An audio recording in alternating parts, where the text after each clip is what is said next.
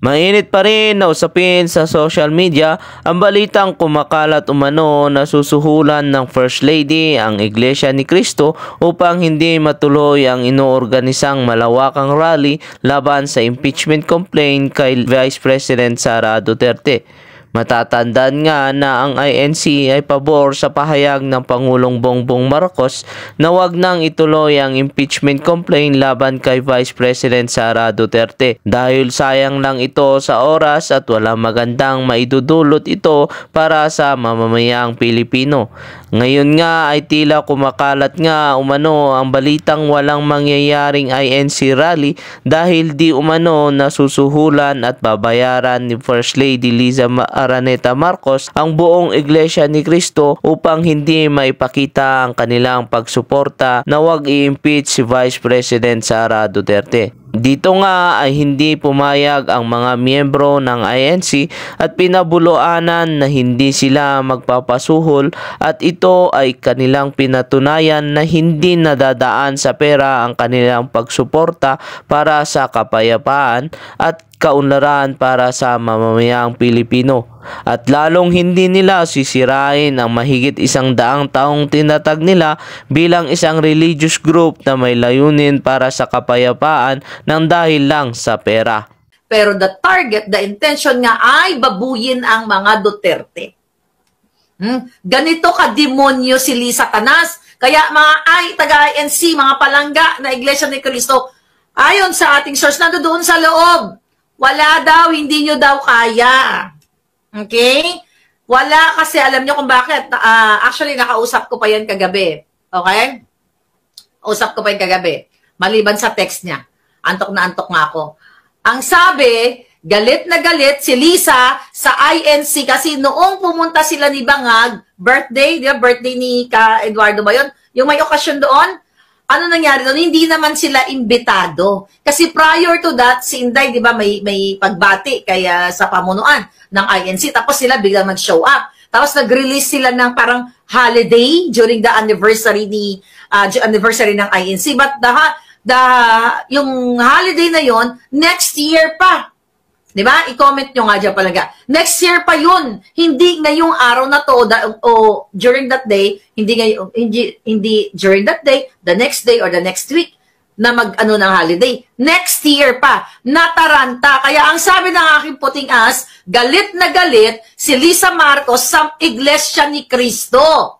Dahil nga hindi naman sila naimbitahan doon. Nag-show up lang sila nung birthday ni ano tawag dito? Nung birthday celebrant. Diba, mga palangga? So, balikan nyo yung issue na yon. Yun ang sabi sa akin. Sa dami ng issue, kaya galit-agad si Liza, gagawin daw niya lahat kasi alam niya na ang pamunuan ng INC, mga kababayan, ay nakay Inday Sara at sa mga Duterte. Kaya ang gagawin nila ngayon ay sirain o maghanap ng way kung sino ang pwedeng bayaran sa INC daw. Ayan. Mga kapwa ko, mga kapatid, lalo na yung opisyal na nakausap ko, alam mo naman palangga kung gaano ka-demonyo si Liza. Nag-usap tayo. Ngayon, ina-underestimate kayo. Ang sabi sa inyo ay what? Diba? Wala naman kayo, hindi nyo kaya si Liza Canas at ang gobyerno niyang what? Pabagsakin o pag mag-rally kayo dahil kaya ni Liza bayaran ang lahat gamit ang pondo ng bayan. Alam ko, lalabas na sila. Kasi kinukulit ko siya eh. Sabi ko sa kanya, palangga, hindi ka ba nakikita yung ginagawa ng gobyerno? Sabi niya sa akin, lalabas na sila. Sabi ko, kailan pa lalabas? Pag-ubos na ka ba ng bayan? Ang sabi niya sa akin, magmi-meeting kami. Meron siya sinabi sa akin date dati, sabi niya, magmi-meeting kami ng ganitong araw, sasabihin ko sa iyo kung lalabas ba ang INC or what. Pero alam na rin ng pamunuan ng INC ang mga kaganapan. So anyway, at least sabihin natin first quarter yon. And I know, palangga, you're watching me. And I thank you. Thank you so much. At ngayon ay nagsalita na kayo, mga kababayan. Sukang-suka na ang INC last year pa lang. Hindi ko lang alam, yung kapwa kong Katoliko mga kaparian, nag-e-enjoy sila sa patayan, nag-e-enjoy sila sa baha, sa kawatan, sa pangaharas, panggigipit, di ba? Yun ang ine-enjoy ng ating mga kaparian. Hindi man lahat, hindi ba naman nagsasalita na, pero talagang nakakabagot, okay? Nakakabagot talaga yung mga ginagawa ng mga ito. Dahil, alam nyo naman, ang ginagawa dito kay Inday Sara ay talagang panggigipit. Kasi ang impeachment na ginagawa nila na walang basihan, kundi dahil yung putang inang confidential fund na si Marcos Jr. naman ang approve na siya dapat kung talagang may impeachable offense kasama siya. Pero the target, the intention nga ay babuyin ang mga Duterte. Ganito ka-demonyo si Lisa Canas. Kaya mga taga-ANC, mga palangga na Iglesia ni Cristo, ayon sa ating source na doon sa loob, wala daw, hindi nyo daw kaya. Okay? Wala kasi alam nyo kung bakit. Actually, nakausap ko pa yan kagabi. Okay? Usap ko pa yan kagabi. Maliban sa text niya. Antok na ako. Ang sabi, galit na galit si Lisa sa INC kasi noong pumunta sila ni Bangag, birthday ni Eduardo ba yun? Yung may okasyon doon, ano nangyari doon? Hindi naman sila imbitado. Kasi prior to that, si Inday, di ba, may pagbati kaya sa pamunuan ng INC. Tapos sila biglang nag-show up. Tapos nag-release sila ng parang holiday during the anniversary ng INC. But yung holiday na yon next year pa. Di ba? I-comment nyo nga dyan palaga. Next year pa yun. Hindi ngayong araw na to o during that day, hindi during that day, the next day or the next week na ng holiday. Next year pa. Nataranta. Kaya ang sabi ng aking puting as, galit na galit si Lisa Marcos sa Iglesia ni Cristo. Dahil nga hindi naman sila naimbitahan doon. Nag-show up lang sila nung birthday ni nung birthday celebrant. Diba, mga palangga? So, balikan nyo yung issue na yon. Yun ang sabi sa akin. Sa dami ng issue, kaya galit agad si Lisa, gagawin daw niya lahat kasi alam niya na ang pamunuan ng INC, mga kababayan, ay na kay Inday Sara at sa mga Duterte. Kaya ang gagawin nila ngayon ay sirain o maghanap ng way kung sino ang pwedeng bayaran sa INC daw. Ayan, mga kapwa ko, mga kapatid. Lalo na yung opisyal na nakausap ko. Alam mo naman palangga kung gaano ka-demonyo si Lisa. Nag-usap tayo. Ngayon, ina-underestimate kayo. Ang sabi sa inyo ay what? Diba? Wala naman kayo, hindi nyo kaya si Lisa Canas at ang gobyerno niyang what? Pabagsakin o mag-rally kayo dahil kaya ni Lisa bayaran ang lahat gamit ang pondo ng bayan. Kaya ganito na lang, mga kababayan, na talagang sinusulong nila itong impeachment na ito sa gawa-gawang mga kadyutan, gawa-gawang mga what? Mga pagbabato kay Inday. Yung mga sinasabing, ano bang high crime ang ginawa ni Inday? Anong betrayal of public trust? Sino ang nag-betray sa taong bayan? Itong hayop na Bangag Jr. Dahil hindi siya ang presidente. Madam President nga ang tawag kay Lisa Canas doon sa kanilang fellowship.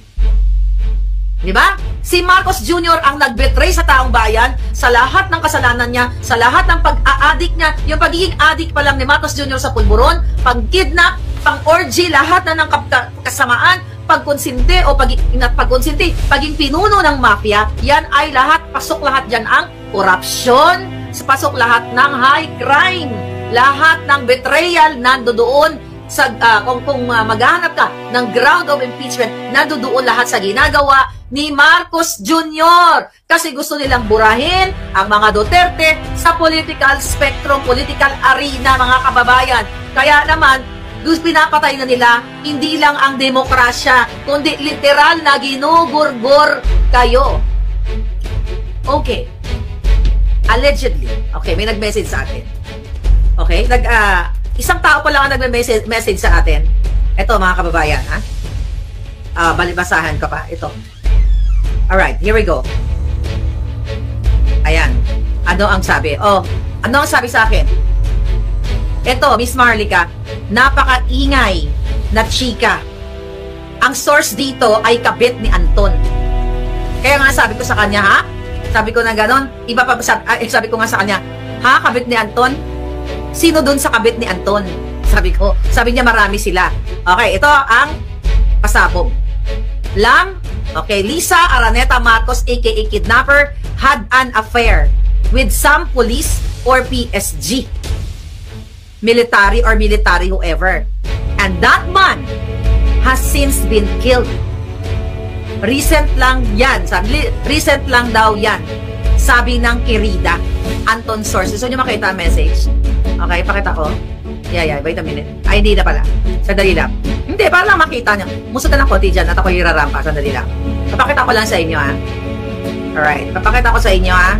Para akala nyo baka sabi nyo, katang isip ko lang to. Papakita ko lang yung message. Takpan lang natin yung mayari. Ayan, no? Recent lang daw. Alright?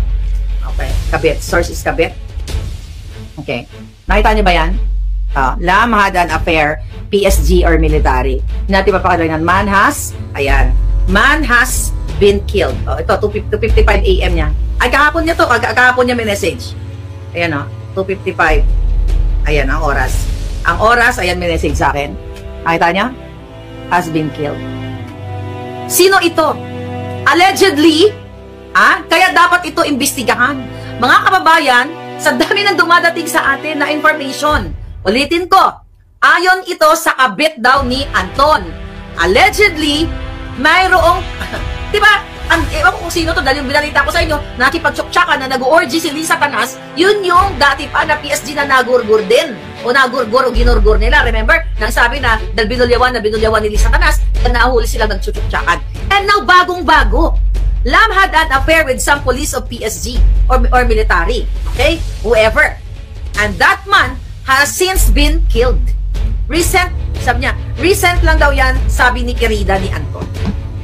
Yung mga ganitong klaseng mga impormasyon coming from our source at usap-usapan kayong mga PSG, kayong mga military ng iba sa inyo, umalis na, di ba? Nag-message kayo sa akin. Anong sabi niyo? I-booking na natin. Ang ating mga puting ahas ng iba ay PSG. Para naman tumapang kayo at magkaroon tayo ng balls. Di ba inuutusan kayo ni Lisa Canas? Magkolekta kayo ng pera? Kumukolekta kayo sa agriculture. Kumukolekta kayo kay Altenco. Kumukolekta kayo kay sa Okada. Sino itong bagong pinatay? Mga kababayan, according to our source, may pinapatay na naman si Lisa Canas. Di ba yung sa Aguinaldo may pinatay din doon? Tahimik na lang ba kayo? I'm so happy. Again, INC is speaking up. Sino itong pinatay na ito? Ano ba ang kinalaman namin diyan? Ano ba dapat yung partisipasyon ng Pilipino? This is coming from our source. Na allegedly, kasi wala naman tayo dun sa pinangyarihan, ay may katsuktsakan si Lisa o may katsuktsakan. Okay, affair. Ano ba sa Tagalog yan? Naghayay lang, nagpa-cute-cute lang na ganyan. Okay, PSG, sino na naman ang pinapatay dyan? Sino ang pinatay ninyo? Sino ang ginurgur nyo? Mga palangga, yan ang gusto nilang pagtakpan. Kasi kung totoong may pagmamahal, well, wala talagang pagmamahal yung mga hayop na yan. Right? Kagabi, ito sa dami, you know what? Sa dami ng informasyon na nakakarating, I have live also dito, busy din ako. Kaya nga nung tumawag sa akin, sa totoo lang, yung ating pumunta doon sa fellowship, nagkukwento, napapipikit na talaga ako. Sabi ko, palangga, bukas na lang tayo mag-usap kasi hindi ko na ma-absorb. Kaya nga, naalala ko, may text messages. Okay? Eto, ipakita ko rin yung text messages kasi para makita ninyo na hindi na tayo nag-ano dito.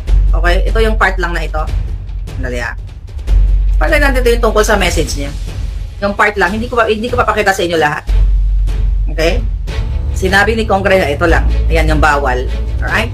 Para naman, takpan natin yung ating source. I-edit ko lang, baka makita yung kanyang pangalan at magurgur. Okay? Here we go. Ayan 12:45 AM, sinabi ni Kong muna. Ito, 12:45 AM, magkasunod lang sila. Oh my God. Okay, ito. Ayan, mga palangga. Nakita niyo mga message. Ayan.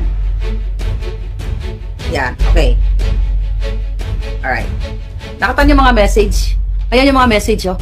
Anyway, just to prove to show you proof na hindi tayo gumagawa nagkakatang isip dito. So, yan, during the fellowship, ang tawag kay Lisa Canas, Madam President. Now, ang pinag-uusapan doon ay target Marika, target Inday Sara.